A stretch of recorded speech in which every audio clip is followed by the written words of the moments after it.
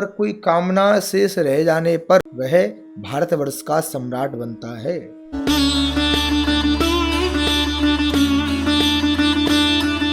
राधे राधे। हमारे परम स्नेही भैया राकेश जी ने एक प्रश्न पूछा, महाराज जी पार्थिव लिंग पूजन करने का क्या महत्व है और अपनी कामना को पूर्ण करने के लिए पार्थिव लिंग का पूजन कैसे करना चाहिए।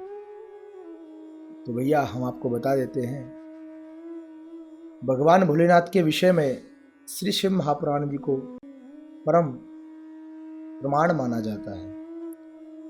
तो इन्हीं के विद्वेश्वर संहिता में 19वें अध्याय में आप जाकर देखेंगे तो ऋषिगणों ने यही प्रश्न पूछा है, सर्वोत्तम शिवलिंग कौन सा है और इनके पूजा करने से क्या फल प्राप्त होता है। तब श्री सूत जी महाराज कहते हैं 4वें श्लोक में, उक्तेष्वेतेषु लिंगेषु पार्थिवं लिंगमुत्तमं तस्य पूजनतो विप्रा बहवा सिद्धिमागतः। अर्थात अभी तक मैंने जितने भी लिंग बताए हैं सभी शिवलिंगों में पार्थिव लिंग सर्वोत्तम है और उनकी पूजा करने से अनेक सिद्धियों की प्राप्ति होती है। अब 7वें श्लोक में देखें तो सूत जी कहते हैं, कृते रत्नमयं लिंगम त्रेतायाम हेम शंभवम द्वापरे पारदम श्रेष्ठम पार्थिवम तु कलौ युगे।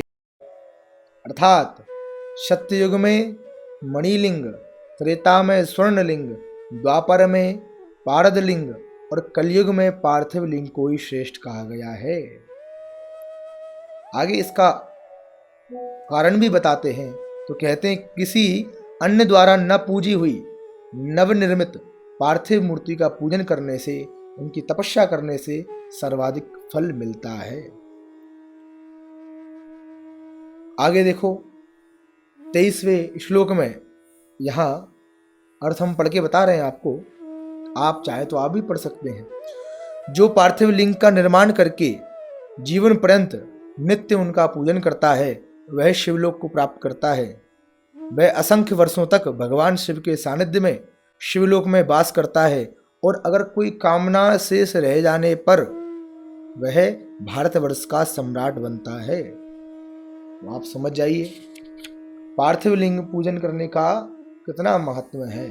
आगे अगर हम देखें तो 20वें अध्याय में पार्थिव लिंग पूजन की पूरी विधि बताई गई है।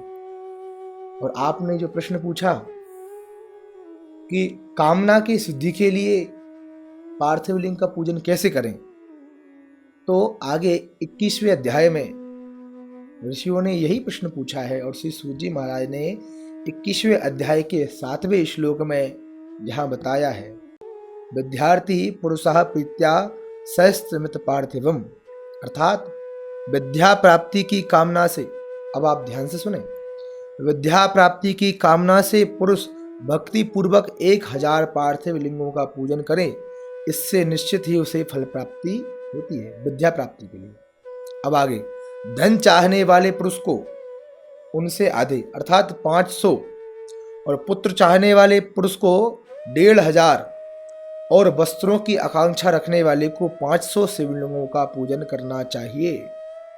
9वें श्लोक में देखें तो कहते हैं, मोक्ष की कामना रखने वाले व्यक्ति को 1 करोड़, भूमि की अभिलाषा रखने वाले को 1000, दया प्राप्ति की इच्छा रखने वाले को 3000 और तीर्थाटन की इच्छा रखने वाले को 2000 शिवलिंगों की पूजन करना चाहिए। आगे सुने, मित्र प्राप्ति की इच्छा रखने वाले को 3000, अभिचार कर्मों में 500 से लेकर 1000 तक पार्थिव लिंगों की पूजन करना चाहिए।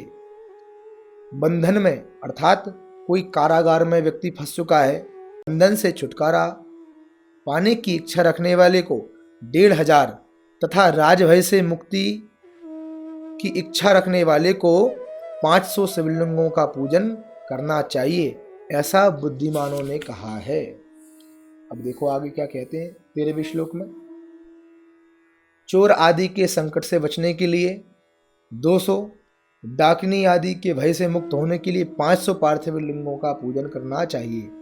अब जरा ध्यान से सुनना, दरिद्रता से छुटकारा पाने के लिए 5,000 और कामना की सिद्धि के लिए 10,000 पार्थिव शिवलिंगों का पूजन करना चाहिए, ऐसा विधान कहा गया है।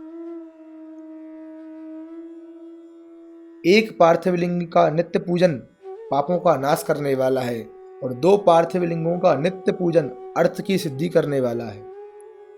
3 पार्थिव लिंगों का पूजन समस्त कामनाओं की सिद्धि करने वाला है, लेकिन यह नित्य प्रति होना चाहिए। आगे कहा गया है, बुद्धिमान मनुष्य 10,000 पार्थिव लिंगों का अर्चन करे, महान राजभय से मुक्त होकर निर्भय हो जाता है। कब? जब 10,000 पार्थिव लिंगों का पूजन करता है। कारागार आदि से छूटने के लिए 10,000 पार्थिव लिंगों का अर्चन करें। डाकनी शाकिनी आदि के भय से छुटकारा पाने के लिए 7,000 लिंगार्चन करना चाहिए। पुत्रहीन पुरुष 55,000 लिंगार्चन करे और कन्या संतान की प्राप्ति के लिए 10,000 लिंगार्चन करे।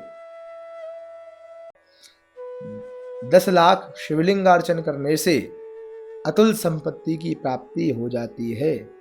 और अपनी अपनी कामना से यहाँ वर्णन किया गया है, लेकिन एक शब्द 32वें श्लोक में श्री सूत जी महाराज ने कहा है कि भैया चारों वेदों में लिंगार्चन से अर्थात पार्थिव लिंगार्चन से बड़ा कोई पुण्य नहीं कहा गया है। यह सब शास्त्रों का निर्णय है। तो विद्येश्वर संहिता के 19वें अध्याय, 20वें अध्याय और 21वें अध्याय का आप अध्ययन करेंगे तो तीनों में पार्थिव शिवलिंग का महात्म और आगे पूजन की विधि और अपनी कामना से कितने शिवलिंगों का पूजन करना चाहिए, ये सब यहाँ वर्णित किया गया है।